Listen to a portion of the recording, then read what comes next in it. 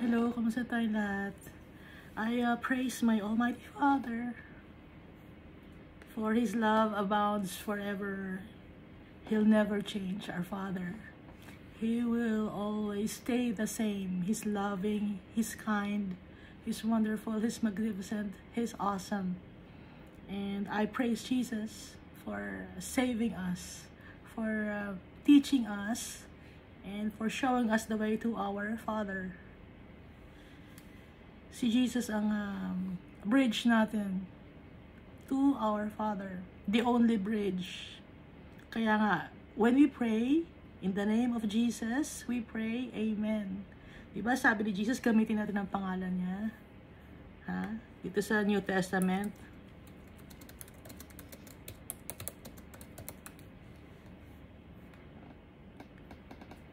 Siya mismo ang nagsabi na, gamitin ninyo ang name ko. Sabi ni Jesus.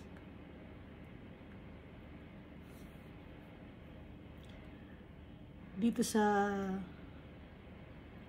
John 14:13 up to 14. And I will do whatever you ask in my name, so that the Father may be glorified in the Son. You may ask me for anything in my name, and I will do it. That's the promise of Jesus. Gagawin ni Jesus. Kaya nga, when we pray, in Jesus' name we pray, Amen. No? Amen means so be it, or truly, totoo. Yun ang katotohanan. Okay, yun ang ibig sabihin ng Amen. So be it, truly. In Hebrew, it's truly. Last time, we read Isaiah chapter 13. So, ito yung Isaiah chapter 13. It's about the burden against Babylon. So, I'm reading, New King James Version. Any version, pwede niyang basahin. Pero mas maganda yung New King James Version. Mas malapit sa Hebrew translation. Mas mabilis. So, dito sa may Bible Hub, may English tapos merong Hebrew. No? Pero ang ibang book sa New Testament, it was written in Greek. Pero itong sa Old Testament, yung language, Hebrew language. So, ang banner natin, sinong banner natin na itinataas natin? Si Jesus. Siya yung banner natin on the high mountain. Kayo ba? Sino bang banner ninyo? Ang pinagmamalaki natin. Ang pinagmamalaki natin si Jesus. Hindi natin ipagmamalaki kung hindi, ganito ang religion ko, ganito ang denomination ko. Dito ako sa church, umaattend sa tagal na namin, 1,000 years na. Si Jesus, no? Ika 2,000 years na niya nung sa 2033. Ika 2,000 years na niya yung pag-akyat niya in heaven. Naintindihan niya ba ako? So, 2,000 years na. Sa 2033, yung pag-ascend niya into heaven.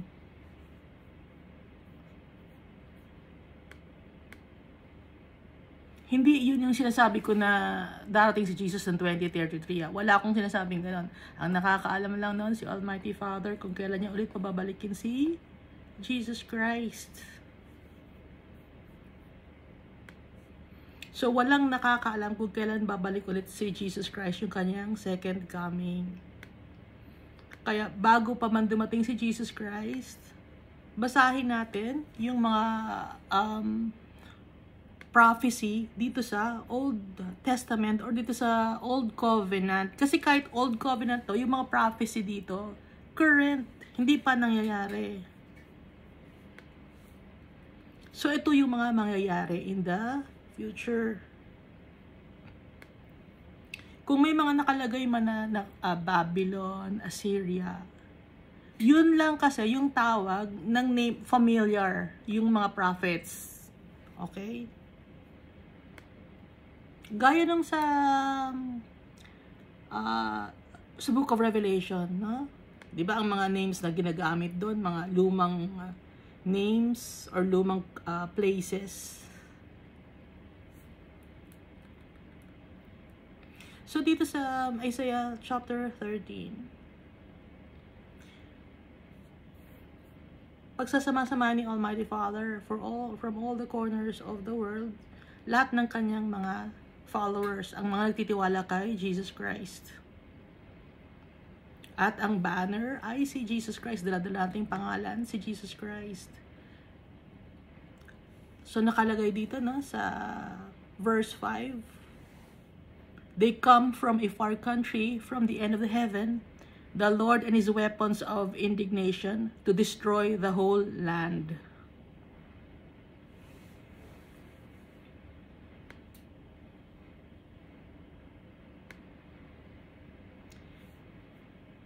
So verse 6, no? Wail, umiyak kayo kasi darating na ang judgment day. It will come as destruction from the Almighty. Bakit kailangang ma-destroy ang buong mundo? Itong Babylon, itong mundo natin, Babylon to dahil puno ng kasalanan. Bakit kailangan i-destroy? Ba't kailangan linisin? Gaya nung time ng Great Flood. Pero mas matindi pa to sa Great Flood. Dahil si Almighty Father, si Jesus Christ, wala nang chance. Yung sa Great Flood kasi dadami pa yung tao, no? Tapos nagkaroon pa ng si Abraham, Isaac, Jacob, tapos dito iibahin na talaga lahat. Mawawala na yung kasalanan. Kasi hindi tayo natuto. Stiff-necked people tayo. Matigas ang ulo natin. Wala tayong magagawa pag si Almighty Father na. Tsaka si Jesus Christ, inutusan niya.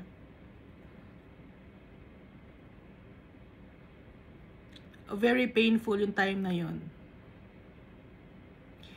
Hindi ito yung war, no? Na makikita ninyo na gera, merong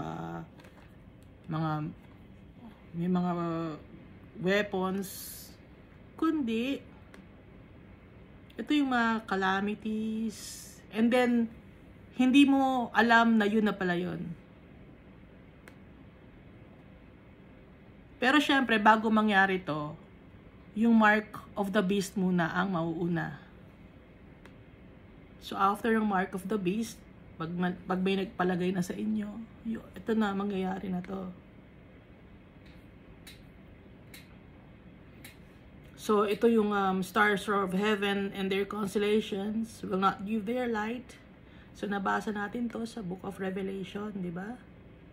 Saka binanggit din to ni Jesus sa Matthew.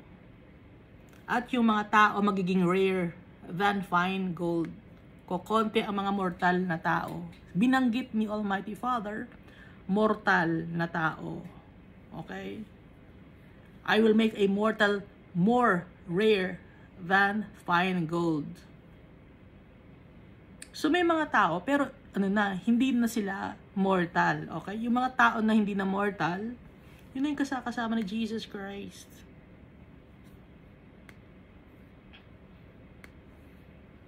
So magiging rare na yung mga taong mortal. I will shake the heavens and the earth will move out of her place. Kakagulo ang mga tao.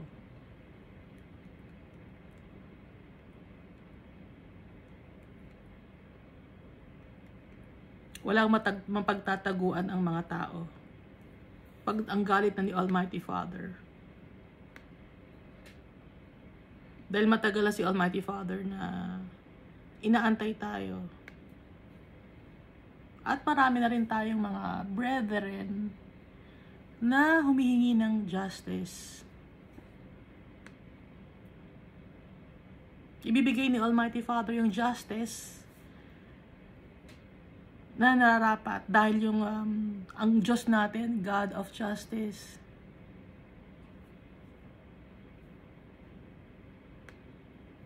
So pag may nag-away-away na hindi na mapigil, no, inaalaw ni Almighty Father yung mga nag-aaway-away na bansa, na country, nag-aaway-away na organisasyon, or nag-aaway-away na kung sino-sino man, inaalaw ni Almighty Father yun. At inaalaw din ni Almighty Father na may yumaman ng mga tao. Hindi lahat ng mga sinasabi, oy, blessed ka, dami mong mga ari-arian na, blessed ka, you're very blessed, brother, you're very blessed. Hindi lahat ng ganon na tao na maraming mga ari-arian, ibig sabihin ay blessed sila. Inaalaw ni Almighty Father yon para maging lasing sila sa power, maging lasing sa kayamanan. So, ang mundo na to ay magiging parang Sodom and Gomorrah. Nung time na Sodom and Gomorrah, may mga mayayaman doon.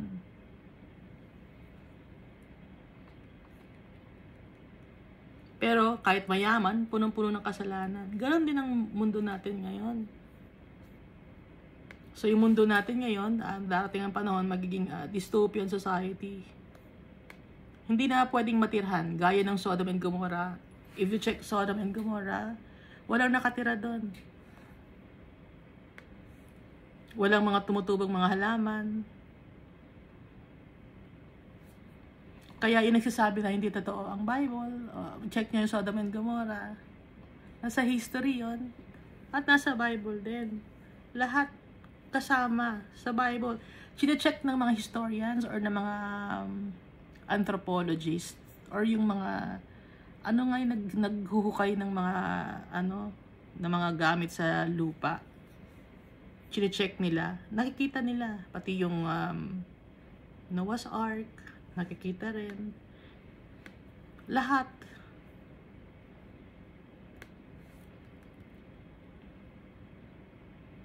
Her time is near to come and her days will not be prolonged. Kailan ito isinulat ni Isaiah at nabinigay ni Almighty Father? No? Ilang years na to. Pero nakalagay pa rin dito, her time is near to come and her days will not be prolonged. Her, yung place. So ito yung mundo, Babylon, great harlot. Kasi, madali lang ang oras kay Almighty Father. Kung sa atin, years, no? Maraming salin lahi. Kay Almighty Father, mabilis lang. So, dito na tayo sa Isaiah chapter 14. For the Lord will have mercy on Jacob, and will still choose Israel, and settle them in their own land. The strangers will be joined with them, and they will cling to the house of Jacob. Kung mapapansin niyo na sa Book of Revelation, yung 24 elders doon, lahat sila ay from the lineage of Abraham, Isaac, and Jacob, and also the 144,000 men, no, na hindi nag-asawa, hindi nadumihan ang kanilang mga katawan, or hindi nagkaroon ng anak, hindi nagkaroon ng experience with women. Mga rin sila, Jew rin sila, yung 144,000. At saka, yung mga names ng, sa New Jerusalem, puro mga Jewish names yun. Kasi nga, yun yung promise ni Almighty Father kay Abraham, Isaac, and Jacob, na yung lineage nila. Pero, as Gentiles tayo, kasama na rin tayo. Kaya nga, the strangers will be joined with them and they will cling to the house of Jacob. Tayo yung mga strangers, mga Gentiles, kahit hindi tayo Jew, makakasama na rin tayo na masasave. Promise ni Almighty Father, nag-promise ni Almighty Father, ginagawa niya. Kaya nga yung promise niya kay Abraham, Isaac, and Jacob, ginagawa niya. Pati sa atin, na Gentiles, gagawin ni Almighty Father yon. Then people will take them and bring them to their place, And the house of Israel will possess them for servants and maids in the land of the Lord. They will take them captive, whose captives they were, and rule over their oppressors.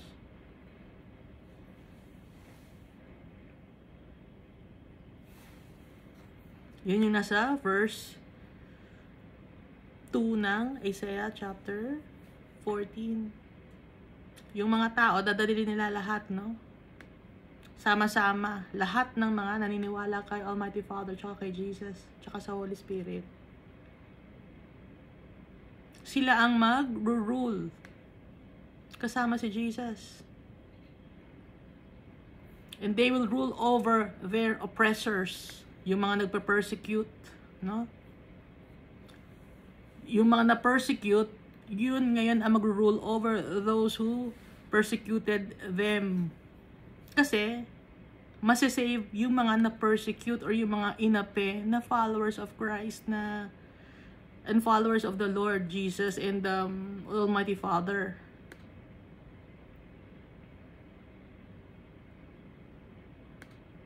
At magiging preso or captives yung mga mayayabang. Oh.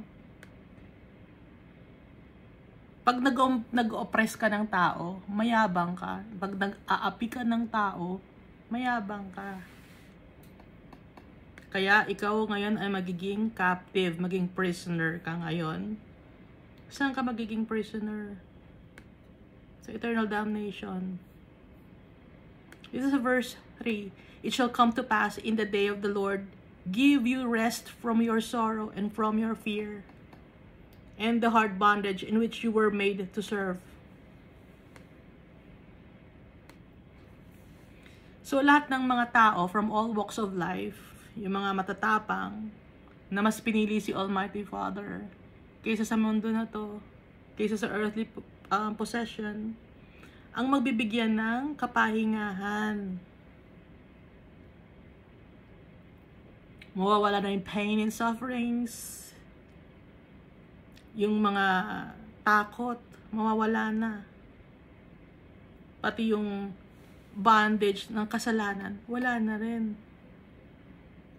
Kasi naging alipin tayo ng kasalanan. Pero dahil kay Jesus Christ, nalinis tayo. Dahil sa pagtitiwala natin kay Jesus Christ, nawala yung bondage natin at lalo na pag nakasama natin in a real life na, no? Totoo na. So, sa ngayon, totoo rin na kasama natin si Jesus. Pero hindi natin siya nakikita. Darating ang oras, makikita natin siya at saka si Almighty Father. So, verse 4, that you will take up this proverb against the king of Babylon and say, sino yung king of Babylon? Yung Babylon, yung mundo na to. Sino yung naghahari sa mundo na to? Yung naghahari sa mundo na to, siya yung si Lucifer. How the oppressor has ceased. The golden city ceased. Diba sinabi ni Lucifer na kay Jesus, sambahin mo lang ako, bibigay ko lahat sa iyo ang kayamanan dito sa mundo. Mga lupain na nakikita mo, bibigay ko sa iyo. Kasi inangkin niya yung mundo na to. Siya, inangkin niya na siya ay ang king ng mundo na to.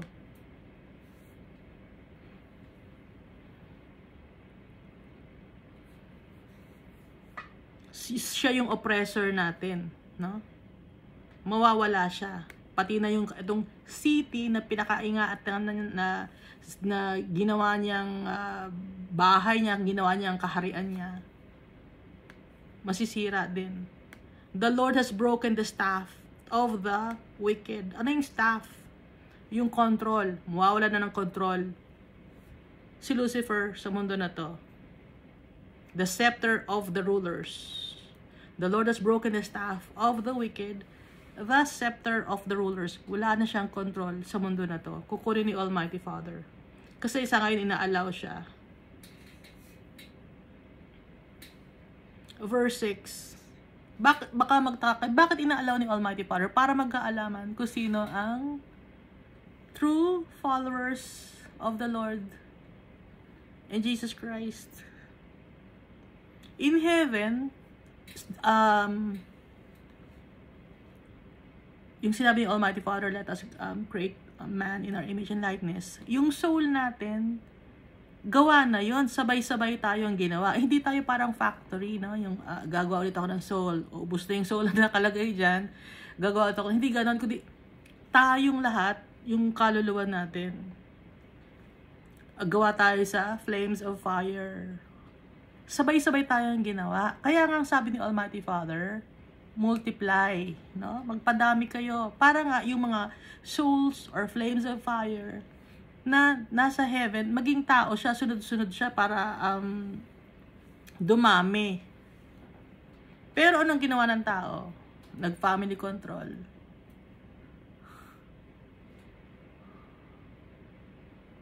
Hindi sinunod si Almighty Father. Hindi nagtiwala kay Almighty Father. Kanino yung family control? Kay Almighty Father ba yun? Hindi yung kay Almighty Father. Kasi may takot ka eh. Baka yung, maghihirap tayo pag dumami ang anak natin. Hindi mo alam ang future. So, bakit mo i-control? Business yon, okay? That's pharmakia, sorcery. Business. Malaking business yon.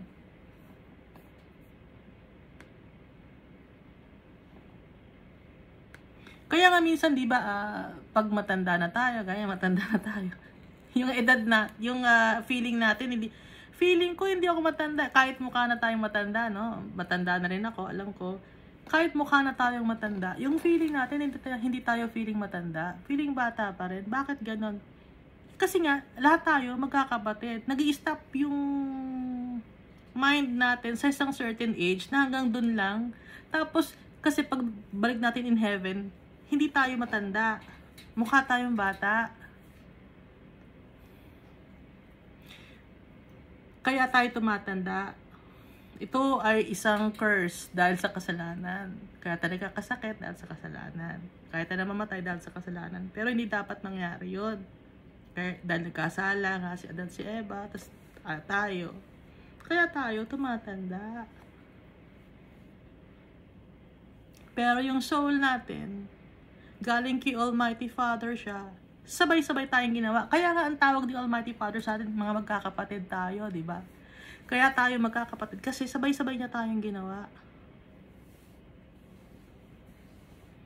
Di ba ang tawag ni Almighty Father sa sarili niya, old man? Kahit si Jesus, old man, tawag niya. Kasi nga, mas matanda siya sa atin. Si Almighty Father, tatay natin. Kasi nga, tayo ay ginawa ni Almighty Father. Kasama na niya si Jesus Christ at ang Holy Spirit. Ngayon tayo, yung edad natin, magkakapatid tayo. Ginamit lang yung magulang natin para tayo ay maging tao.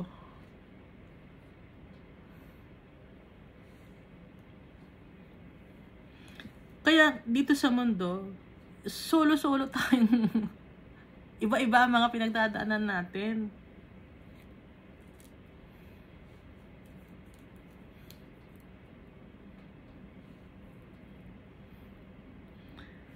Minsan feeling ko kahit nandyan yung magulang mo, kahit nandyan yung mga kapatid, may mga kamag-anak, feeling mo nag-iisa ka. Kasi nga, mag-isa lang talaga tayo nandito.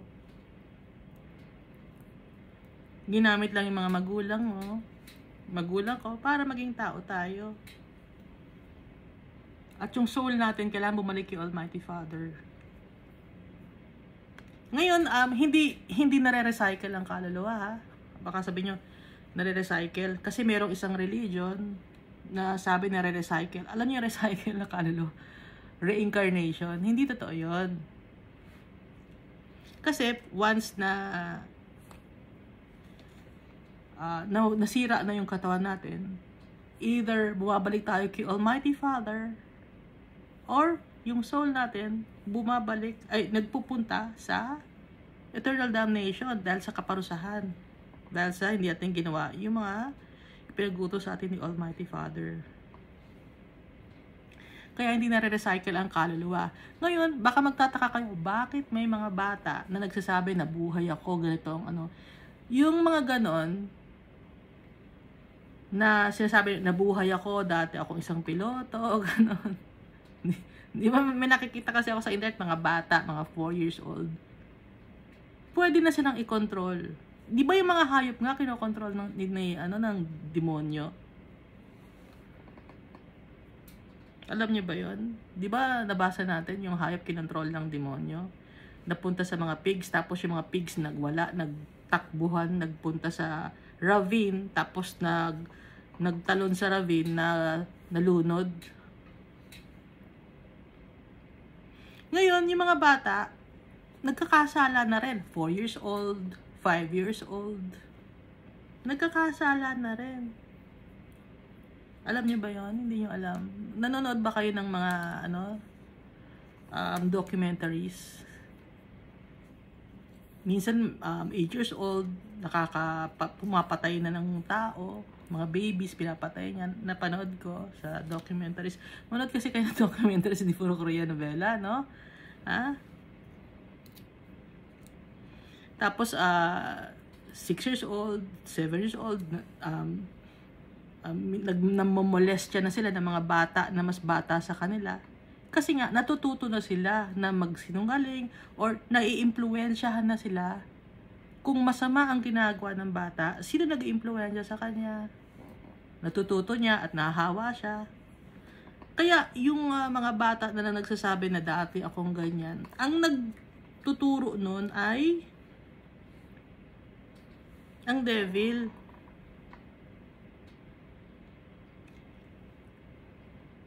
Dahil tayong lahat, galing tayo kay Almighty Father, pinanganak tayo. Kaya nga, pag pinanganak tayo, umiiyak tayo. Bakit tayo umiiyak? Pag pinapanganak tayo, bakit hindi tayo tumatawa? Bakit ang sign para buhay ang baby is iiyak? Bakit iyak? Bakit hindi ibang like halimbawa, pagkapanganak sa kanya, marunong na siya magsalita. Bakit iyak? Kasi ayaw nating umalis kay Almighty Father. Kaya tayo umiiyak pagkapanganak natin. Bakit ako nandito sa mundo? Ayoko, gusto ko kay Almighty Father. At saka, sinasabi ni Almighty Father, you have forgotten your first love. Nakalimutan ninyo ako. You have forgotten me. Kasi pagdating natin dito sa mundo, clean yung natin, yung mind natin. 'Di ba gaya nga ni Jesus Christ? 'Di ba kababasa lang natin na para matuto si Jesus Christ ng pumili ng tama over sa mga mali. Trinain siya na ang kakainin nila niya curds and honey. Mahirap ang buhay. So, nung time na yon, clean slate yung mind ni Jesus.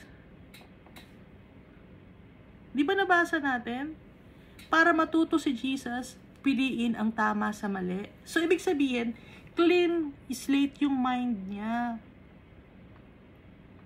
Tapos, ginaguide siya ni Almighty Father to the power of the Holy Spirit. Tapos, kaya natitrain yung mind niya na piliin si Almighty Father over bad things. So, tayo din, ganon din tayo kung ano ang napagdaanan ni Jesus. Ganon din tayo. Tayo lang kasi nalimutan natin dahil ang pinili natin kasamaan.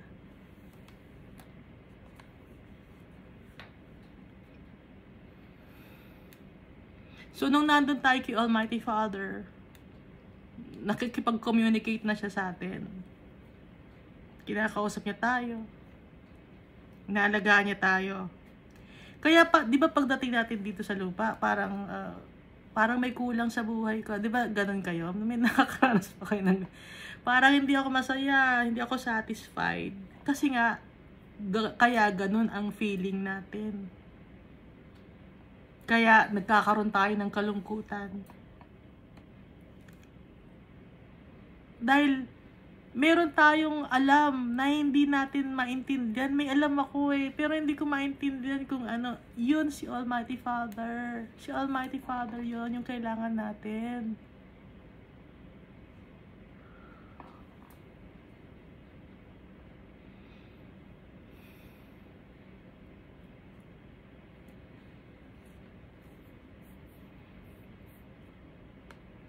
Alam ni Almighty Father Na kahit madami siyang ginawang flames of fire na tao, na kaluluwa, hindi lahat mapupunta sa kanya. Dahil nakalagay dito, di ba, sa Bible, 1/3 and then magiging 1/10. Dahil yung mga tao na ipinapanganak ngayon dito sa mundo, na-experience, ang sarap dito sa mundo So nakakalimutan si Almighty Father. Yung usapan na huwag nating kakalimutan si Almighty Father. Binibigyan na tayo ni Almighty Father doon ng heads up, no? Na inaano niya tayo, yung tinutulungan niya tayo. Binibigyan tayo ng instructions. Tapos pagdating dito, nakakalimutan natin lahat. Pero bakit bumabalik sa atin? Pinapaalala sa atin ng Almighty Father. Yung pagmamahal niya.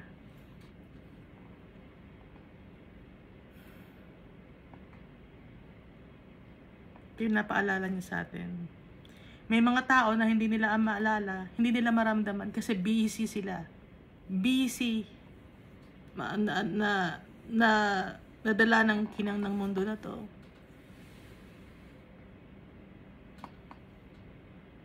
Nagustuhan ng tumira sa mundo na to. Kaya nga lagi sinasabi ni Almighty Father, you have forgotten me.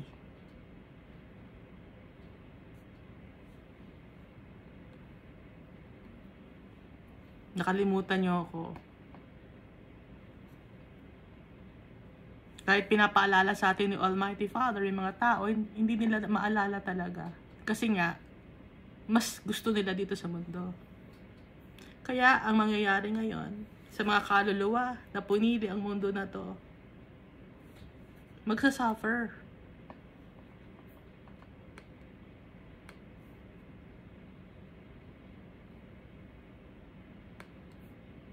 So verse 6. He who struck the people in wrath with a continual stroke, he who ruled the nations in anger, is persecuted and no one hinders.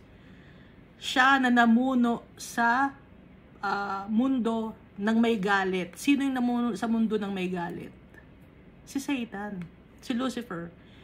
Yung pinamumunuan niya ng mundo na to na may galit. Galit siya sa atin. Hindi ba ninyo alam? Galit sa atin si Satan. Si Lucifer. Yung iba sinasamba niya, di ba? Ay, pinanonood ba rito sumasamba kay Lucifer? Ha? Kung meron kayong kakilala, no? Galit sa atin si Lucifer. Kaya nga niya tayo ini-impluwensya ang gumawa ng masama kasi galit siya sa atin. Isasabihin ko lang na pag may isang addict, gusto kang turuan ng addict, galit sa'yo yung tao na yon. Okay? Pag may isang tao na gusto kang turuang maglasing, no? Inaaya ka maglasing, galit sa'yo ang tao na yon. Kasi hindi nakakabuti yung paglalasing, yung pag-addict. Hindi nakakabuti yon. Pag may isang tao na naghikay sa'yo na gumawa ng masama, galit sa'yo yung tao na yon. Alam niyo ba yon? Gusto kang impluwensyahan para masira rin ang buhay mo. Ganon si Satan. Hinikayat kanyang, sige, magpayaman ka para makalimutan natin si Almighty Father, para hindi natin maisip na kailangan natin si Almighty Father, para maging arrogante tayo. Ganon. Ha? Ngayon, galit siya sa mga tao. He who struck the nation in wrath with a continual stroke. Dire-diretso, continual stroke. He who ruled the nations in anger is persecuted and no one hinders. Mapapersecute na, aalis na si Satan or si Lucifer at walang pipigil. The whole earth is at rest and quiet. Magiging tahimik ang mundo. They break forth into singing. Magse-celebrate ang mga followers of Christ. The whole family of God. Magse-celebrate. Kasi mabibigyan na ng justice ang mga anak ng Diyos. Indeed, the cypress trees rejoice over you, and the cedars of Lebanon, saying, since you were cut down, the woodsman has come up against us. Simula nung pinutol ka,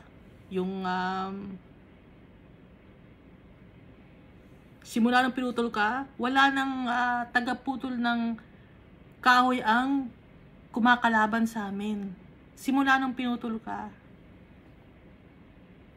Sino yung pinutol na yon? Si Satan yon.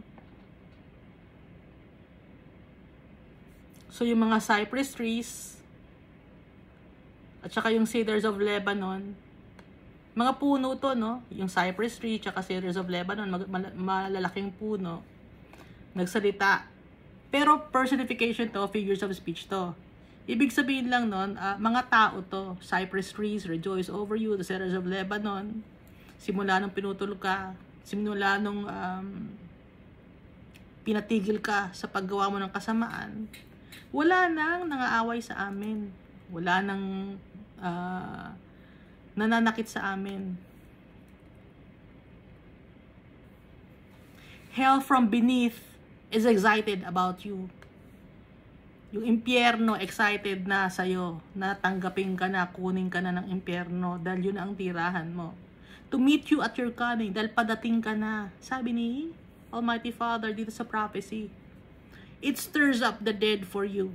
All the chief ones of the earth, it has raised up from their thrones all the kings of the nations. They all shall speak and say to you, have you also become as weak as we? Have you become like us? So, sino itong verse 9 na to? Na, to meet you at your coming. Hell from beneath you is excited about you. Yung mga arrogant people, yung mga famous people na hindi nakasama si Almighty Father, yung mga great warriors na hindi nagtiwala kay Almighty Father, yung mga rich people, mga mayayamang tao na natira dito sa mundo to, mayayaman na materially speaking. Excited sila. Lahat sila excited na makasama ka. At magsasabi sila, naging mahina ka na ba gaya namin? Dahil nakasama ka namin ngayon dito sa impyerno. So, sila mismo magkakasama. So, verse 11, your pomp is brought down to show. Yung yabang mo, ibabagsak sa impyerno. Sheol din yun, no? The realm of the dead. And the sound of your stringed instruments, the maggot, is spread under you, and worms cover you. Punong-puno ka ng maggots, uod. Punong-puno ka dahil sa kadumihan mo. Literally na to, and figuratively speaking.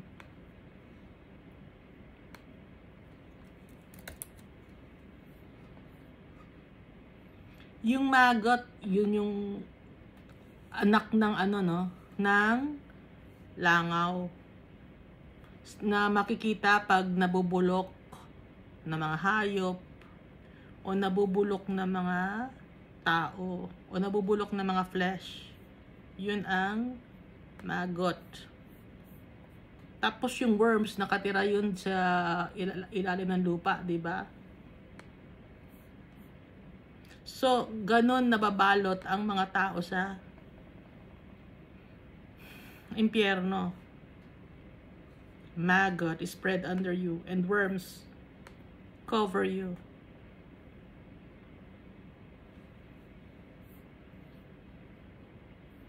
Yung sound of your stringed instruments. Dati nisi-celebrate ka, ngayon hindi ka na maisi-celebrate. Dati, malakas ang music mo, mga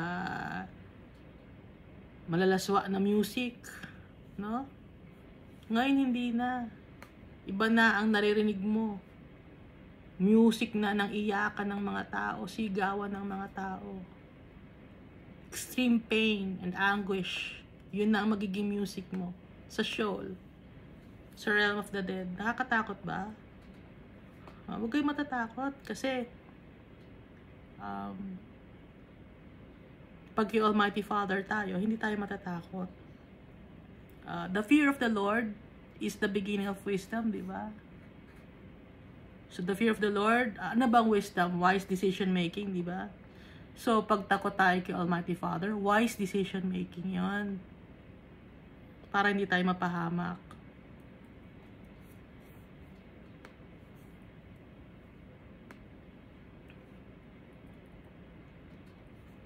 Dito sa verse 12, How you are fallen from heaven. Ikaw ay galing sa heaven pero nahulog ka. O Lucifer, binanggit na ang pangalan niya. Son of the morning. Kaya son of the morning, anak ng araw, no? Son of the morning. Kaya son of the morning siya kasi maganda siya si Lucifer. Pinakamagandang angel. Kaya naging mayabang.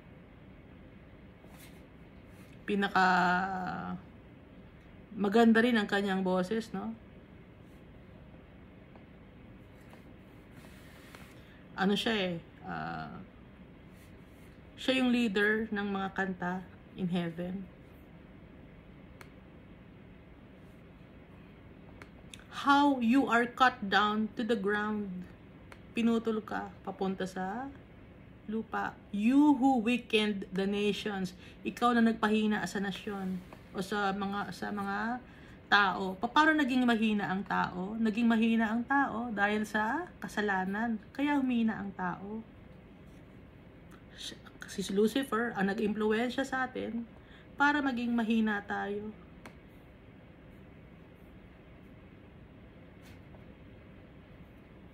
Baka sabihin, hindi, yaman-yaman namin na bakit si Lucifer ang nagpahina sa amin. Ang kayamanan ng mundo na to, nawawala to. No? Hindi yung kayamanan na nakikita natin, yun ang tunay na kayamanan. Ang tunay na kayamanan, si Almighty Father. Tsaka si Jesus Christ. Sa verse 13, for you have said in your heart, I will ascend into heaven. Binanggit ni Almighty Father yung nasa isip ni Lucifer, na nasa puso ni Lucifer. Binanggit ni Almighty Father. Kaya, you who weakened the nation, nawala tayo sa tamang landas, naging mahina tayo. Ngayon, sabi ni Almighty Father, for you have said in your heart, sinabi mo sa iyong puso, I will ascend into heaven. Aakyat ako sa heaven, sa pinakamataas na tuktok ng heaven. I will exalt my throne above the stars of God. I will also sit on the mount of the congregation on the farthest sides of the north. Pag sinabing farthest sides of the north, di ba taas yun? North. Pinakatuktok, farthest sides of the north. Gusto niyang talunin si Almighty Father. Itataas pa niya ang kanyang trono. Mas mataas pa sa pwesto ni Almighty Father. Alam ni Almighty Father, nasa isip ni Lucifer. Nasa puso niya. Verse 14. At saka gusto ni Lucifer na isa-celebrate din siya ng mga tao at ng mga angels at ni Almighty Father. Sobrang yabang. Kaya nga ayaw ni Almighty Father na ang kanyang mga anak ay mayayabang. Gusto ni Almighty Father tayo ay humble. Kaya nga si Jesus nung bumaba dito sa lupa, humble si Jesus, no? He was meek and humble. He is meek and humble up to now. Kahit sa kanya ibigay ang power and authority ni Almighty Father. Ngayon, itong si Lucifer, hindi nagbabago. Yabang pa din noon, yabang pa din up to now. Verse 14, I will ascend above the heights of the clouds. I will be like the Most High. Magiging kagaya ako ng Most High. Sabi ni Lucifer sa kanyang puso. Alam ni Almighty Father na sa puso niya. Verse 15, yet you shall be brought down to Sheol, sabi ni Almighty Father. Pero ibabagsak ka sa realm of the dead, to the lowest depths of the pit. Sa pinakailalim na lugar. Doon ka ibabagsak, sabi ni Almighty Father. Those who see you will gaze at you. Kung sino man ang makakakita sa'yo, titignan ka nila and consider saying, is this the man who made the earth tremble, who shook kingdoms? Ito ba? Ito ba yung tao na nag-impluwensya sa amin? Yung nanakot sa amin? Siya ba? Magiging powerless siya. Hindi siya makakaalis sa impyerno kung saan siya inilagay ni Almighty Father. Walang makakaalis. Pag sinabi ni Almighty Father, sinabi ni Almighty Father. Verse 17. Who made the world as a wilderness and destroyed its cities? Destroyed yung cities natin, it's because of kasalanan. Baka sabihin, hindi naman destroy yung city natin, ang ganda-ganda. Magaganda yung mga structures, magaganda yung mga buildings, yung skyscraper. Ang gaganda. Kay Almighty Father, hindi maganda sa kanyang paningin. Dahil ang mga nakatira ay mga makakasalanan. Kinalimutan siya.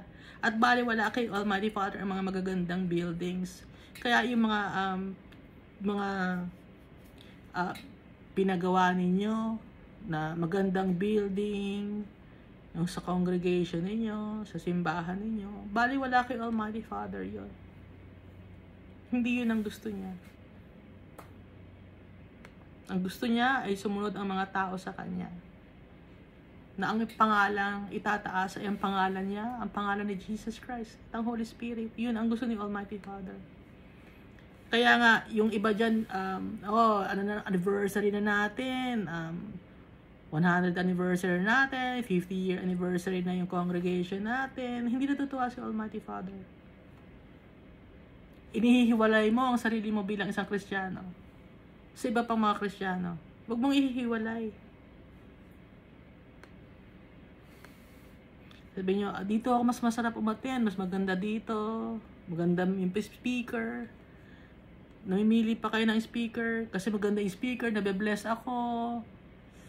Pero pag ang speaker ay nagsasalita ng tungkol sa impyerno, nakakatakot, ayoko, hindi ako nabe-bless. Pag tungkol sa kasalanan, ayoko, gusto nyo itago yung kasalanan ninyo. Ha? Gusto nyo lang lagi, yung puro kayamanan dito sa mundo. Pero pag ito na, yung sisirain na yung mundo, ayaw ninyong mapakinggan. Dahil nandito pa rin kayo, ang isip ng tao, ang isip ng puso, at isip ng puso ng tao, nandito pa rin sa mundo.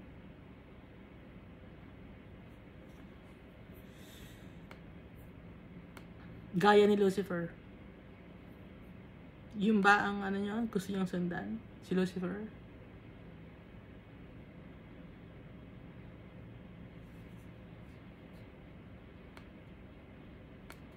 Verse 17. Who made the world as a wilderness and destroyed its cities, who did not open the house of his prisoners? Siya na ang gumawa sa mundo dapat naging isang wilderness, puro mga hayop na ang mga nakatira. Para tayo mga hayop, no? Ugaling hayop na tayo. Sa kasalanan. Madudumi.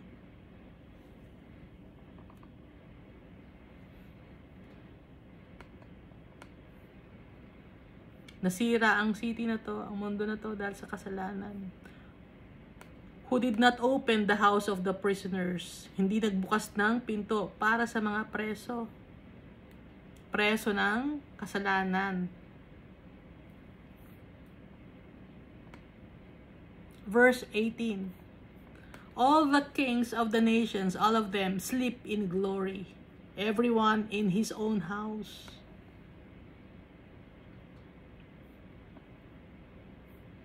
Lahat ng mga hari sa buong nasyon, natutulog sila sa kanilang mga bahay. Sa verse 19, but you are cast out of your grave like an abominable branch. Yung mga kings of the nations, no, they delight in doing evil deeds. All of them sleep in their glory. Everyone in his own house. Akala ng mga kings of the nations, no? Akala lang nila dahil puffed up smoke lang. It's a mirage. Pero itong si Lucifer, tatapon siya sa kanyang grave. Like an abominable branch. Karumal-dumal na branch, karumal-dumal na kahoy. Like the garment of those who are slain, gaya ng mga damit ng mga taong pinatay, thrust through with a sword, who go down to the stones of the pit, like a corpse trodden underfoot. Durug-durug, dudurugin ka. Sabi ni Almighty Father, dudurugin si Satan. Pati yung kanyang para siyang damit na durug-durug. Mawawala na yung kanyang yabang. Dahil siya nga yung pinakamagandang angel, diba? Kaya nga son of morning siya. You will not be joined with them in burial because you have destroyed your land and slain your people. The brood of evildoers shall never be named. Kasama mo yung mga tao na gumawa ng kasamaan. Hindi sila kailanman bibigyan ng pangalan. Sinira mo ang lupain. Pati na yung mga tao. Yung mga taong makasalanan, sila ay hindi bibigyan ng pangalan. Mawawala sila sa history, or mawawala, parang sila ay bula na nawala lang. Bakit sila parang bula na nawala lang na hindi sila mapapangalanan?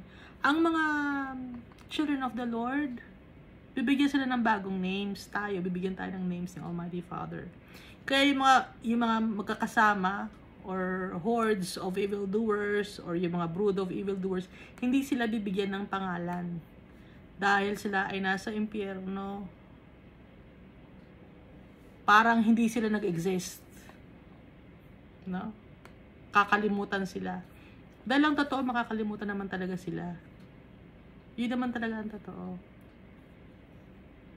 Prepare slaughter for his children because of the iniquity of their fathers.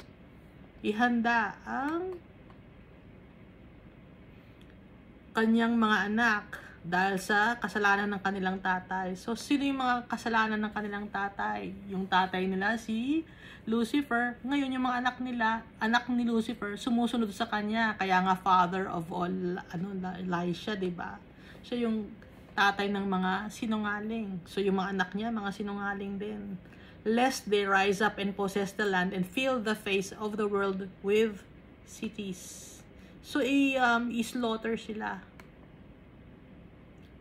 They are doomed for destruction. So, verse 22, for I will rise up against them, says the Lord of hosts. Ako ang kakalaban sa kanila, sabi ni Almighty Father. And cut off from Babylon the name and remnant of all and offspring and posterity. Tatanggalin ko pati pangalan nila. Pati yung mga natitiran nila. Tatanggalin ko, pati na yung mga anak nila tatanggalin ko. Lahat ng mga tao na sumunod kay Satan, kay Lucifer. Ganun ka-powerful si Almighty Father. Ano lang ang gagawin ng mga anak ng Almighty Father? Tayo lang ay nakasupport kay Almighty Father. Kasama natin siya. Pero siya mismo ang gagawa. Dahil tayo, wala tayong magagawa. Ang gagawin lang natin, kasama natin. Si Jesus Christ, siya kasi Almighty Father. Sa isang salita lang ni Almighty Father, mawawala na lahat ng mga pinagmamalaki natin. Ganun ka-powerful yung tatay natin, si Almighty Father. Kaya dapat natin siyang purihin at pasalamatan. Dahil tayo ay nakadikit kay Almighty Father, siya ang ating pinagtitiwalaan. Kaya tayo ay blessed. Kahit hindi tayo mayaman dito sa mundo, mayaman yung tatay natin. Siya ang may-ari ng lahat. Siya ang powerful. So, kanino tayo ngayon didikit? Kay Almighty Father. Dun sa mayaman. Sa totoong mayaman. Ang may-ari ng mundo na to. Si Almighty Father. Dun sa merong nagbibigay ng justice. Nagbibigay ng totoong pagmamahal. Nagbibigay ng totoong care. Dun sa Creator natin. Yung totoong nagmamalasakit sa atin. Yung magbibigay sa atin ng peace and joy and love for all eternity. At isinishare ni Almighty Father kay Jesus yung kanyang power. At si Jesus naman, isinishare niya yung kanyang power sa atin. isinashare niya yung pag-rule in heaven with us. Kasi tayo, kinoconsider tayo ni Jesus, mga friend niya.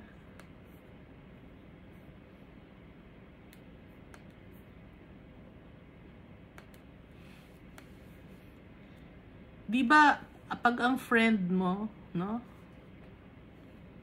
Ikaw, makasalanan ka, tapos, ang friend mo malinis. Pag didikit ka sa friend mo na malinis, mahihiya ka, malinis yung friend ko, kailangan malinis na rin ako. Diba ganon? Kaya tayo, dapat malinis din tayo. Susundin natin si Almighty Father tsaka si Jesus. Dahil, si Jesus, ibinaba niya yung sarili niya, kinoconsider niya tayo na friend. Tsaka mga brothers and sisters, binaba niya yung sarili niya para sa atin.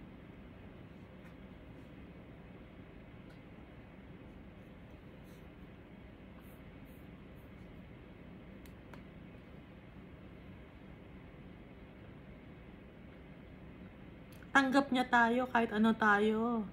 Kahit anong itsura natin, kahit anong edad natin, kahit anong status natin sa buhay.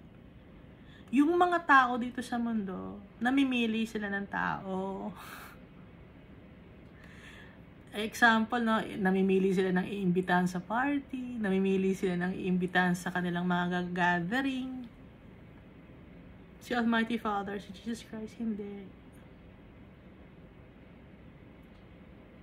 Kasi napapanood ko, no, sa documentaries din, manood din ng documentaries. Sa mga party, hindi tinatanggap yan. Pag hindi sumayaw yan, paalisin yan. Napanood ko kasi kanina lang, ano. Pag hindi sumayaw, may party kasi ng mga celebrities. Sabi, dun sa bodyguard. Pag may mga hindi sumayaw dyan, palayasin yan. Sabi, pag hindi maganda, hindi tanggap, hindi natin papapasukin. Merong kinokontrol nila yung crowd. Dahil hindi nila tanggap. Kailangan makiayon sa kasamaan. Si Almighty Father, si Jesus Christ, tanggap tayo. As long as we trust the Almighty Father and Jesus Christ, we praise our Father and Jesus Christ. At saka, nasa sa atin ang Holy Spirit if we have faith in our Father and in Jesus Christ. Tanggap tayo.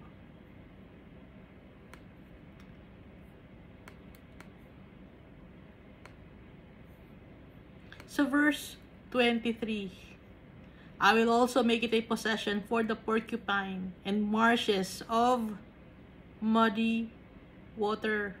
I will sweep it with the broom of destruction, says the Lord of hosts. Muddy water, maduming tubig.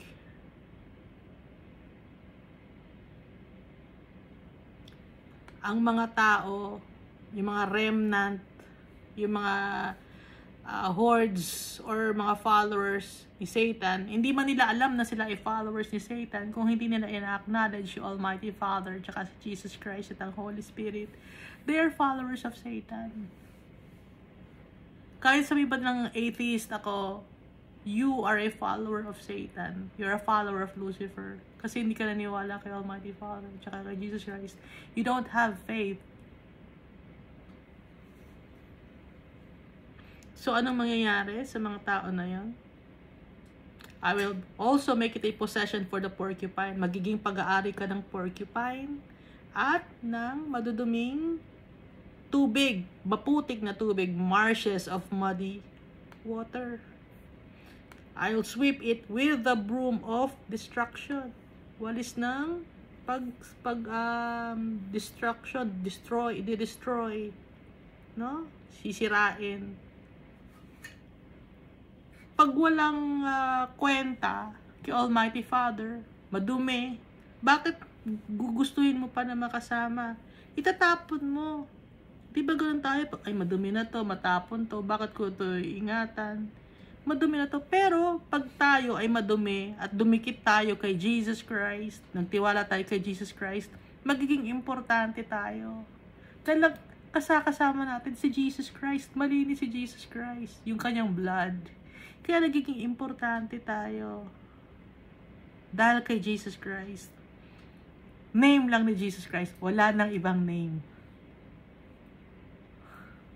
Kasi, pag nagtiwala ka pa sa ibang name, aside from Jesus Christ, sino pa bang name ang tatawagin mo? Almighty Father, Jesus Christ, and Holy Spirit. Pag may iba ka pang name na tinawag, ibig sabihin hindi ka nagtitiwala kay Jesus Christ. Nahihinaan ka ba kay Jesus Christ? Ha? Hindi ba powerful sa'yo si Jesus Christ? Hindi ba siya enough for you? Na kailangan pang tawagin ng iba pang mga santo.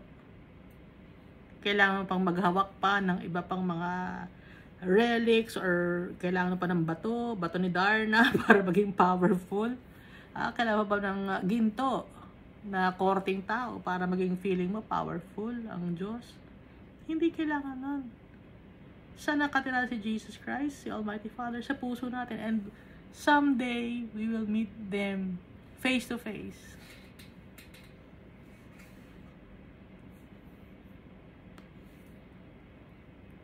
So verse 24, the Lord of hosts has sworn, pinangako, the Almighty Father, saying, surely as I have thought, so it shall come to pass, and as I have purposed, so it shall stand.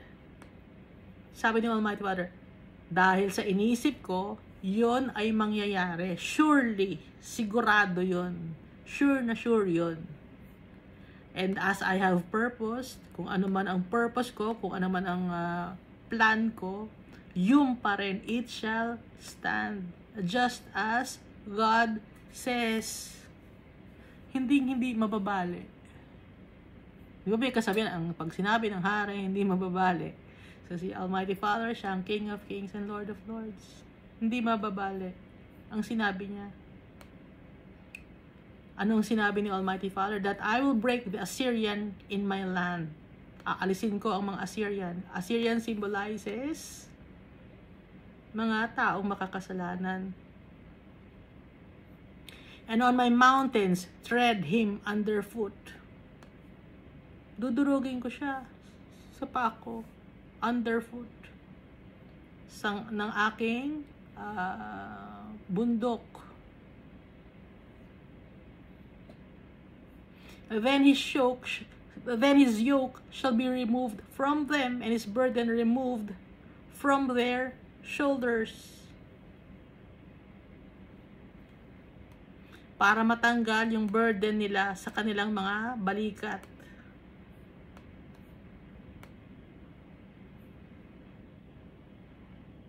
Tatanggalin. Sin and pain will be taken away, and shame also will be taken away. Para maging malinis ang land.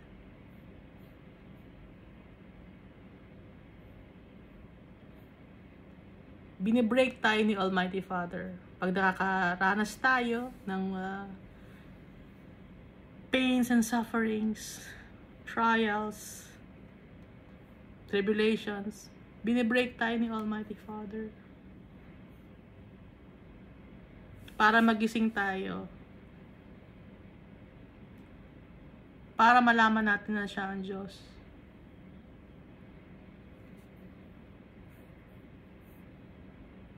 Pero may mga ibang tao na kahit na i-break sila ng i-break, hindi pa rin. Ayaw pa rin nila. Kinakalaban pa rin nila si Almighty Father. Ayaw pa rin nilang sumunod kay Almighty Father. So verse 26, this is the purpose that is purposed. Ito ang purpose para sa purpose. Ito ang reason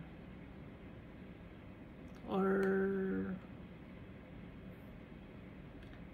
motivation or cause para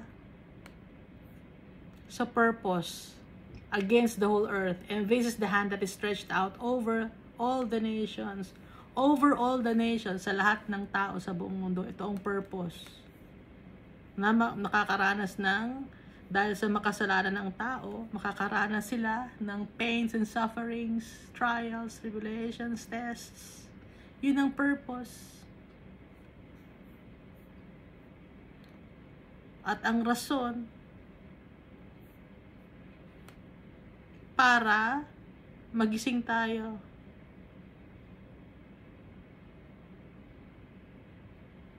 Para mawala yung bigat ng kasalanan sa atin. Lumapit tayo sa Kanya. Humingi tayo ng tawad.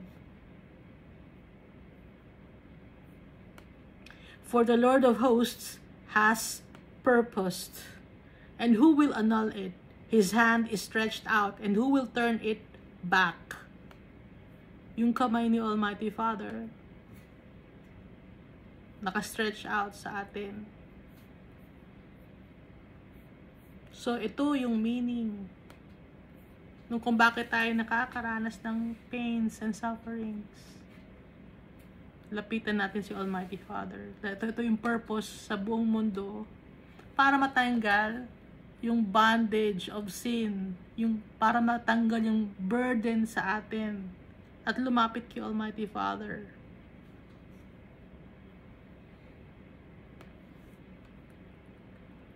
So verse 28, this is the burden which came in the year that King Ahaz died. So sa verse 29, ito yung burden. Do not rejoice, all you of Philistia, because the rod that struck you is broken. For out of the serpent's root will come forth a viper, and its offspring will be a fiery flying serpent. Ano ba yung fiery flying serpent? Ang isang dragon? Di ba may fire na lumalabas sa bibig niya? Di ba lumilipad siya, yung dragon? Kaya wag niyong sasambahin yung dragon, wag niyong lalagay sa bahay niyo ang dragon. Hindi maganda yung dragon kasi ang dragon symbolizes the devil. Di ba merong isang culture, pinaglalaban nila ang lion at ang dragon. Usually, ang nananalo ay ang dragon dahil dragon daw symbolizes posterity, lucky, gano'n. So, itong fiery flying serpent, this is the dragon. Yung serpent na nag-influence kay Eva na magkasalanan or gumawa ng kasalanan, no? Mas naging powerful siya kasi nga yung mga tao siya ang sinunod. Kaya ngayon nagbubuga na siya ng apoy sa bibig at nakakalipad na siya, naging powerful siya, lumaki siya. Sinong kaya siya lumaki? Dahil sa atin. Inalagaan natin yung kasalanan. Sinunod natin yung kasalanan. Sabi ng Almighty Father, huwag kayong mag-rejoice, kayo na mga Philistia.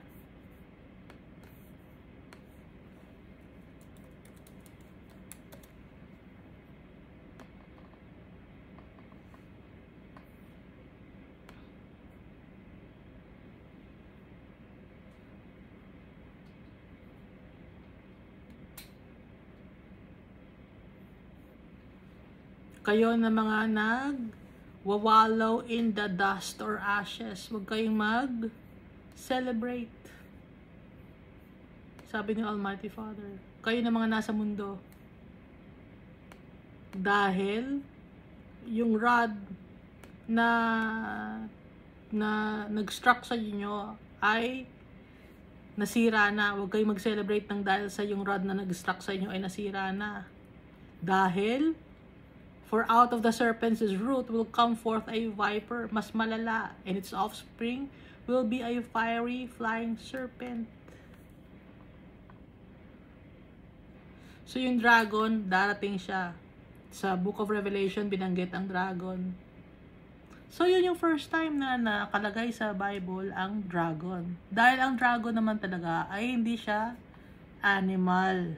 Pero siya ay serpent.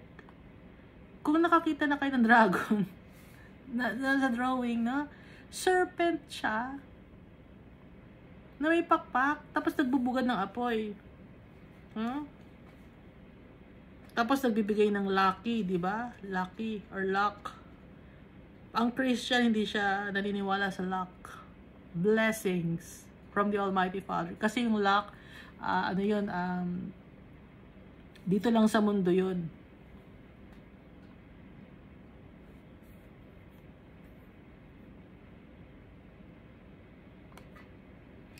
Verse 30, the firstborn of the poor will feed, and the needy will lie down in safety.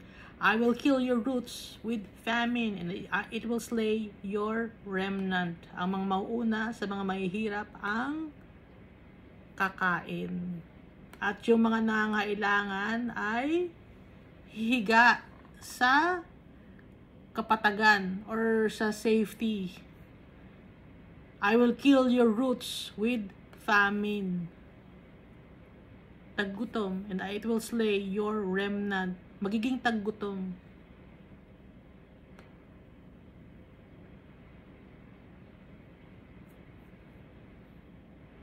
So may mga tao i-allow ni Almighty Father na mag-suffer doon sa time ng end of times. Kasi hindi sila nag-heed sa warning ni Almighty Father. Hindi nila na-recognize ang Creator.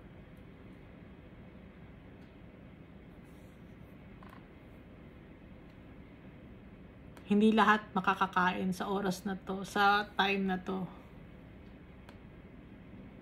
Yung firstborn lang ang makakakain, yung mga may konting kaya lang sa buhay ang makakakain.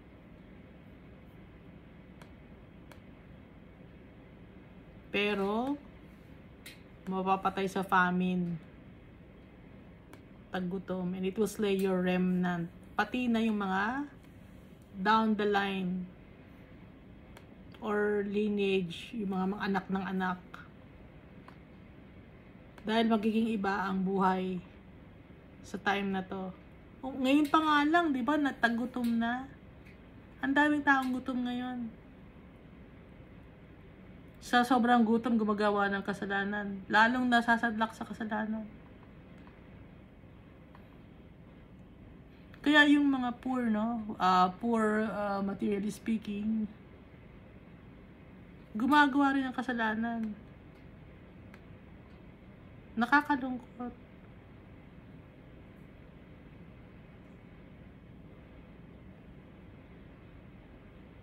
Mayaman o mahirap man dito sa mundo, lahat pare-pareho.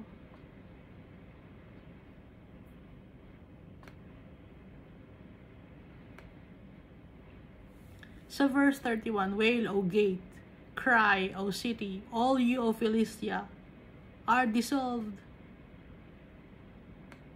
Pag nagalit si Almighty Father, madudurog, matutunaw. For smoke will come from the north, and no one will be alone in His appointed times. Ano yung appointed times? Time ng pagbalik mo sa alikabok, yung soul mo matatanggal sa'yo, hindi ka nag-iisa, sabay-sabay kayo. All of you are dissolved, lahat kayo. Masisira, matutupok. For smoke will come from the north. Come from the north, from above. North kasi, di ba? Taas. Susunugin kayo.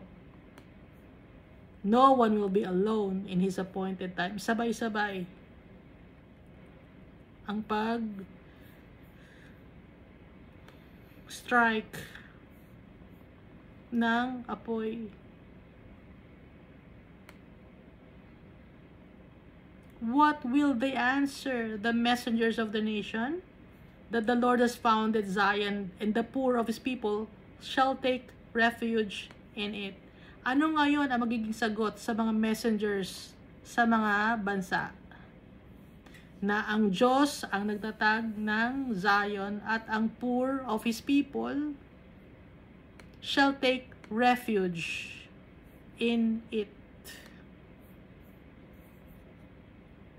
Poor of His people. Bakit tinakonsider na poor of His people? Yung mga taong na persecute, poor in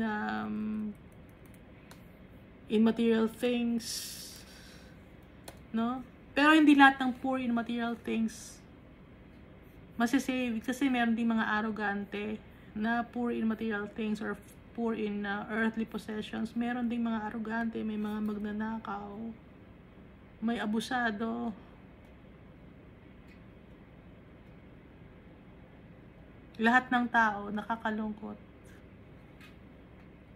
Wala akong makita na tao na hindi selfish. Wala akong makita. Kahit bata, swapang. Kahit bata nagnanakaw. Kahit bata pa lang nagsisinungaling na.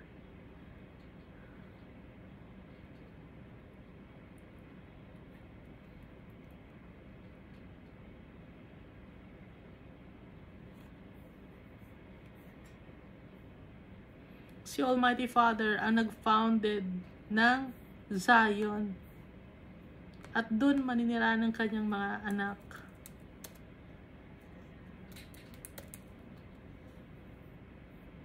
Kingdom of Heaven, holy place, Zion. The root of Zion is the Hebrew Chion or Chion. Holy place, heavenly city, kingdom of the Almighty Father. Dito sa Zion, maninirahan ng mga anak ni Almighty Father.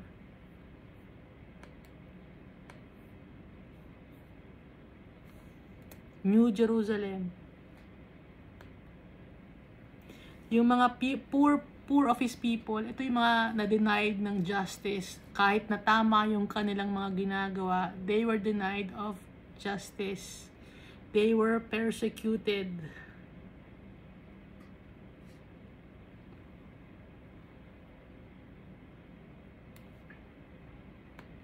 So itong mga taong to, yung poor of His people,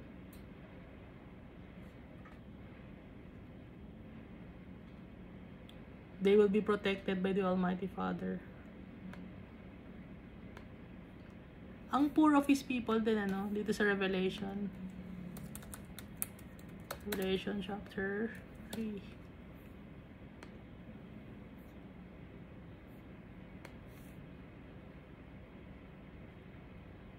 Revelation chapter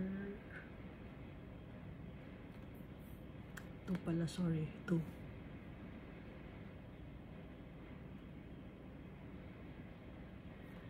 Revelation chapter 2 verse 8. The angel of the church in Smyrna write, these are the words of Him who is the first and the last. Si Jesus Christ, who died and came to life again. So this is Jesus Christ. Salita ni Jesus Christ. I know your afflictions and your poverty. Alam ko yung paghihirap mo, pati na yung mga pinagdadaanan mo na masakit sa buhay. Yet you are rich. Pero ikaw ay mayaman. Diba? Iniisip mo na mahirap ka, madami kang afflictions, you are being persecuted. Pero kala mo mahirap ka. Yet you are rich. Mayaman ka. Sabi ni Jesus, I know about the slander of those who say that they are Jews and are not. Alam ko yung paninirang puri ng mga tao na nagsasabi na sila ay mga anak ng Diyos, pero hindi naman. But are synagogue of Satan. Sila ay mga alagad ni Satan. Do not be afraid of what you are about to suffer. Huwag kang matakot sa kung ano man ang iyong mararanasang paghihirap. I tell you, the devil put some of you in prison to test you. Yung iba sa inyo, sabi ni Jesus, ay dadalhin sa kulungan para kayo ay ma-test. So, lahat ng mga pinagdadaanan natin sa buhay, it's a test, God allows it. Jesus allows it. Para magkaalaman kung sino talaga ang makaka-endure, kung sino talaga ang may pananampalataya kay Jesus Christ. And you will suffer persecution for 10 days. Be faithful even to the point of death. Sabi ni Jesus, maging faithful ka kahit patayin ka. Kaya ba natin yan? Magiging faithful tayo kay Jesus Christ, kay Almighty Father, even to the point of death. And I will give you life as your victor's crown. So ang corona mo, yung buhay mo, as na victorious ka, bibigyan kita ng buhay, eternal life with Jesus and the Almighty Father. So ito yung crown na sinasabi. So wag na tayong maghanap pa ng material crown or earthly crown or gold crown. Hindi mo na kailangan yun. Ba't kailangan mo nun? Dahil yung maging buhay tayo, yung soul natin, babalik kay Almighty Father, victor's crown na yun. Babalik kay Jesus Christ, makakasama sila. Yun na yung crown natin. But hindi ko maintindihan, bakit naghahanap pa yung ibang mga Christian ng iba pang crown na may ginto? Hindi ko maintindihan. Kaya nakalagay 11, verse 11 of Revelation chapter 2. Whoever has ears, let them hear and what the Spirit says to the churches. The one who is victorious will not be hurt at all by the second death. So yung first death is the death of the body, but our soul will go to our Almighty Father and Jesus Christ in heaven. Ngayon, those who will be hurt by the second death, yung body ay nagde-deteriorate and then their soul will go to the eternal damnation naman. That's the second death. Buhay yung soul, pero patay sila dahil wala na silang hope to get out of hell.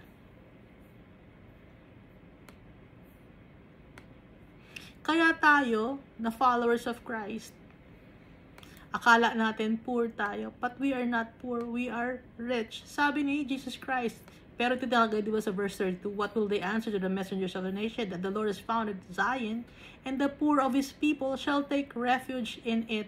So, pag sinabi itong the poor of His people, hindi talaga to tayo poor of His people, kasi mayaman tayo dahil ang refuge natin ay si Almighty Father tsaka si Jesus, kasama sila.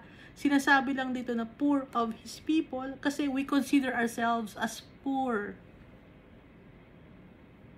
Because we are being persecuted, we are being denied of justice, we are being alienated by the society as Christians. Iba ang tingin ng mga tao sa Christians. Hindi sinasali. Hindi sinasali sa society. Kaya wag tayong malungkot kahit hindi tayo nila isali sa society. Dahil makikita natin dito, no? Na pag tayo ay magtitiwala kay Almighty Father, blessings, eternal life with Jesus Christ and the Almighty Father. Gaya ng una, yung soul natin na kay Almighty Father pa, nung bago pa tayo ipanganak sa mundo na to, nandun tayo kay Almighty Father, inalagaan niya tayo, may pagmamahal dun, safe tayo sa Kanya. And then, when we were born into this world, paglabas natin, umiiyak tayo. Bakit tayo umiiyak? No? Bakit yun ang sign na buhay ang baby? Umiiyak. Ginawang sign lang yun ng society, pero kaya tayo umiiyak. Bakit tayo nandito sa mundo, ayaw nating umalis sa tatay natin? Gusto natin sa tatay natin. Pero we have to be born into this world para, bakit kailangan natin mag-born into this world? Magkaroon tayo ng flesh, and then makasama si Jesus to reign with Him in heaven. Pagtagumpayan natin ang mundo na to. And then, yung soul natin kasi, sabay-sabay tayo ginawa. That's why we are brothers and sisters, whatever age. You may be 100 years old or 5 years old. Magkakapatid tayo lahat. Ang ginamit lang ang magulang natin or ang ninuno natin para maging tao tayo, dahil yun ang utos ni Almighty Father. Multiply. Be fruitful and multiply. Para dumami ang tao na nagawa na, no? Pag sinabi ni Almighty Father, let us create man in His image and likeness, gawa na yung flames of fire na yun. Kailangan na lang may execute, maging tao tayo. At nung naging tao tayo, ulitin ko, nakalimutan natin. Burado lahat, nakalimutan natin. Pero may mga bata na they are matured for their age. They are matured for their age. May mga batang ganon. Hindi ko lang alam ba't may mga batang ganon. God allows it. And then may mga bata rin na bata pa lang, gumagawa na ng kasalanan. 4 years old, 5 years old, nagsisinungaling na. Why? Because ini-impluwensyahan na rin ng demon. Tinatrain na rin ng demon. Nagdo-double time ng demon. Kung may mga bata na tinatrain ni Almighty Father, meron din namang tao, mga bata na naliligaw ng landas. Ngayon, paano mapapabalik yung Almighty Father yun? We share the word to the people, to those children. Introduce to them the love of God. Introduce them Jesus Christ. Kasi sa ngayon, hindi na ini-introduce sa society or sa school, and even in social media, hindi na ini-introduce si Jesus Christ kasi Almighty Father. Ang puro na lang ginagawa ng mga tao sa social media ay sumayaw. Ano pa bang ginagawa? Puro mga kalokohan. Kaya napapalayo ang tao kay Almighty Father at kay Jesus. Ngayon, yung mga tao naman na natutuwa na sa mundo na to, nakalimutan nila sa Almighty Father, makukuha nila yung narapat na para sa kanila because they have forgotten their first love. Kaya nga ang first love natin si Almighty Father eh. Kasi ng time na nandun tayo sa Kanya, first love natin siya, mahal na mahal natin siya. And then when we were born to this world, nalimutan natin. And we have to thank our Father kasi nakaranas tayo ng trials and tribulations and pains and sufferings. Nung nakaranas tayo, naalala natin, may time na wala akong suffering. Bakit ako nagsasuffer? Naalala natin si Almighty Father. Kaya we have to thank our Father and Jesus for their love. So it's a blessings. Those are blessings for us to remember our God, our Creator. May mga tao, blessing ba yun? Bakit ako nasaktan? Kailangan tayong dumaan sa sakit. Si Jesus, hindi tayo lamang kay Jesus. Si Jesus, napagdaanan yung pain. Bata siya, wala silang makain. Nadaanan niya yung pain at doon siya namulat na piliin ang tama sa mali. Yung kanyang pagiging wise decision making, doon siya na-train. Kaya tayo, tinatrain din tayo. Hindi lang tayo matuto. Matigas ang ulo natin.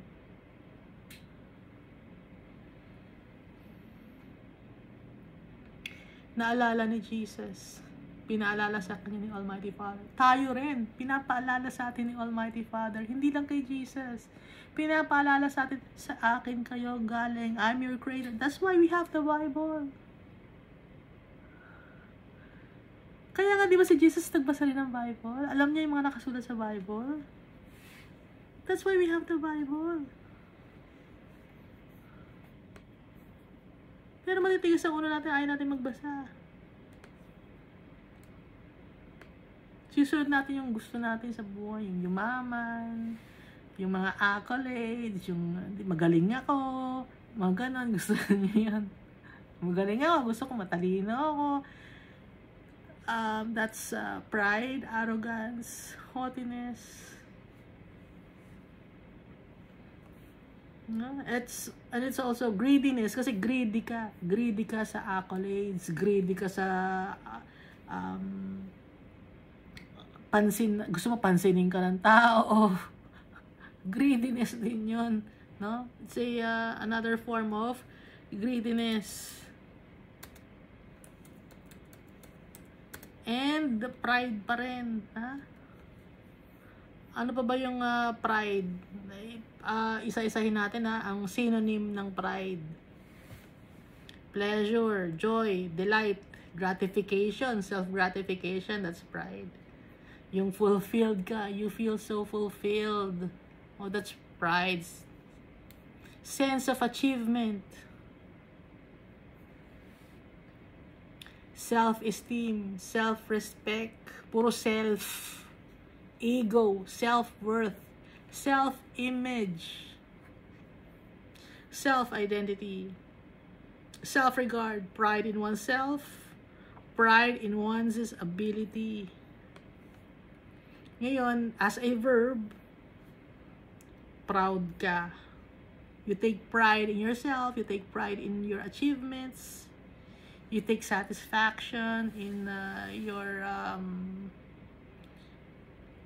the accolades of men. You congratulate yourself. Oh, ang galing-galing mo. Ang galing-galing ng sarili ko, ah. Ayaw ni Almighty Father, no? You flatter yourself. Okay? Ano pa ba? Ang dami dito eh. Vanity, self-importance, self-glorification, self-adulation, puro self, self-admiration, self-love, narcissism, egotism, presumption, superciliousness, haughtiness, snobbery, snobbishness, disdain, condescension, pretentiousness, hauteur, big-headedness, laki, swollen-headed, laki ng ulo mo ah, vainglory, gloating, pike oneself, brag, boast, vaunt, exalt yourself, you delight yourself, you glorify yourself, you revel in your achievements, you crow about it, you flatter your own self, you pat your own self on the back. Oh, good job, yan, yabang yan. Hindi gusto ni Almighty Father doon. Lahat dapat acknowledgement to the Almighty Father. Kasi yung health natin, kung wala tayong health, kanina ba nanggagaling yung health natin, yung lakas ng loob natin, yung lakas ng katawan natin. Kung mahina ang katawan natin, paano na tayo? So, sinong source? Laging sa source tayo titingin. Ang source, si Almighty Father. Ang source ng soul natin, si Almighty Father. Ang source ng strength natin, si Almighty Father. Source of knowledge and wisdom, Almighty Father. He's the source. The source of our soul. The source of our breath. Bakit tayo may oxygen? Bakit tayo nakakahinga? Sa source, si Almighty Father, hiningihan tayo niya. So, anong may pagmamalaki natin? Ha? Anong may pagmamalaki natin? Yung pinambabayad mo, saan galing yun? Ay, galing yun sa magulang ko, galing yun sa pinagpaguran mo. Kung may sakit ka, makakapagpagod ka pa ba na magiging source mo? Hindi. At saka, inaalaw ni Almighty Father para maging lasing ka sa iyong sarili. Nahihibang ka na, no? Sa iyong sarili.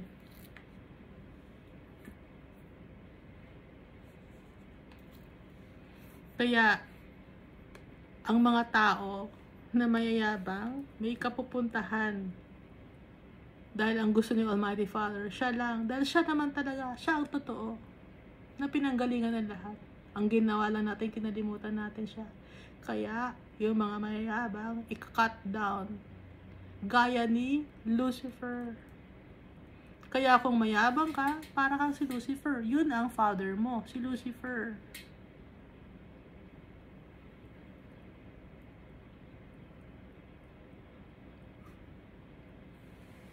Kaya dapat tayong pagyayabang natin, si Almighty Father. Yung strength ko, galing kay Almighty Father. Yung knowledge ko, galing kay Almighty Father. Yung wisdom ko, galing kay Almighty Father.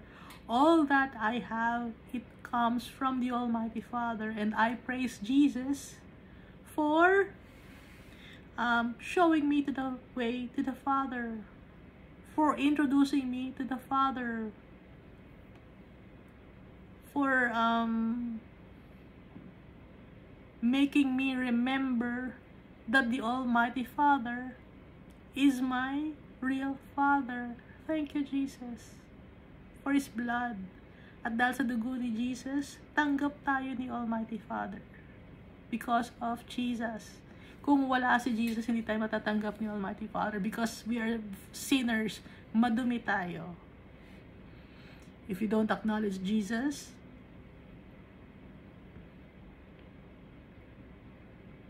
that's pride. Why don't you want to acknowledge Jesus? Si Jesus, ang ipinadala ni Almighty Father. Balikan natin. This is my beloved Son. Listen to Him. Listen to Jesus. May nakikita, i-share ko lang, may nakikita akong mga religion dito sa Philippines. Tapos may nakikita rin akong religion sa ibang bansa. Pareho sila ng doctrine. Pero magkahiwalay sila. Pareho sila ng doctrine, pero ayaw nilang magsama. Ba't kaya ayaw nilang magsama? May pride kasi sila, no? Pero mas nauna yung isa nasa abroad na religion na kapareho niya Tinignan ko, pareho to ng pero bakit ayaw sumapi doon? Kasi nga, established na siya dito, mayaman na yung kanyang religion dito. Oh. Kaya ayaw na niya sumapi ron kasi baka mabawasan pa yung kanyang hininging tithes or pera. Kaya ayaw niyang sumali doon. You get what I'm saying? At ang ipagmamalaki natin, hindi yung kung anong congregation ka pumupunta. Ha? Dito ako, itong member ko, dito ako member. Malaki nga ito Hindi. Ang ipagmamalaki natin, si Jesus Christ, yung Almighty Father. Hindi sa congregation na pinupuntahan mo, sa denomination. Ang pagmamalaki natin, si Jesus Christ, yung Almighty Father at ang Holy Spirit. No? Nagkakaintindihan ba tayo doon? Hindi. Kayo pa hindi. Yun ay pagmamalaki natin. Hindi yung 40 years na kami na kami 500 years na kami. Wala doon. Wala sa years yun. Ha? Si Jesus Christ. Simula pa na makreate ang mundo na to, si Almighty Father, si Jesus Christ, magkasama na. So, sino yung pagmamalaki natin? Si Almighty Father tsaka si Jesus Christ. Hindi yung denomination ninyo, hindi yung religion ninyo, hindi kung saan kayo sumasali, no? Si Jesus Christ. At itong Bible, babasahin natin. Huwag natin iwalang bahala kung ano lahat. Basahin nyo, hindi lang isang chapter, hindi lang isang verse. Tapos i-compare nyo, iisa ang sinasabi. Ngayon ang konti pa lang ang nababasa natin, no, sa Old Testament. Pero yung New Testament nabasa na natin. Yung nasa New Testament, andito rin sa Old Testament. Old Covenant. Ulitin ko, ano lang ang naiba? Yung covenant. Okay? Ano yung covenant? Yung covenant, yun yung testament or contract or law. Yun ang naiba. Ano ang law na iba? Imbis na high priest, si Jesus na. Imbis na meron pang representative, si Almighty Father na tao, wala na. Si Jesus Christ na sa New Covenant. At siya ang bababa dito sa kanyang second coming. Malapit na yung kanyang second coming. Hindi natin alam kung anong year, kung anong day, kung anong month. Kahit si Jesus hindi niya alam. Si Almighty Father, alam niya. Kasi gusto ni Almighty Father, kaya hindi niya sinasabi, gusto niya tayo laging maging ready. Gumawa lagi ng tama. Dahil pag alam natin na yung day, month, and year, sasabihin na, next year pa yun mayroon pa akong mga 1 year to magwalwal. May 1 year pa akong maglamyer, may 1 year pa akong magwala, ganon. Hindi, kaya hindi sasabihin ni Almighty Father. Para malaman niya kung sino yung faithful, kung sino yung totoong susunod sa kanya. At nakita natin dito, kung hindi tayo susunod sa kanya, may mga punishment. And yung punishment dito, very harsh. Dahil, very loving yung tatay natin. Very caring. Very meek and humble. And awesome. Pero, bakit harsh yung punishment? The punishment is very harsh because yung kasalanan natin, sobrang kasalanan natin, napaka-dumi ng kasalanan natin. Kaya yung punishment, ganon din kadumi, ganon din kasakit. At ang makakasama sa Sheol, sino makakasama sa Sheol? Si Almighty Father ba? Hindi. Madumi ang Sheol. Nakita niya may maggots, may worms. Okay? Ulitin ko lang, no?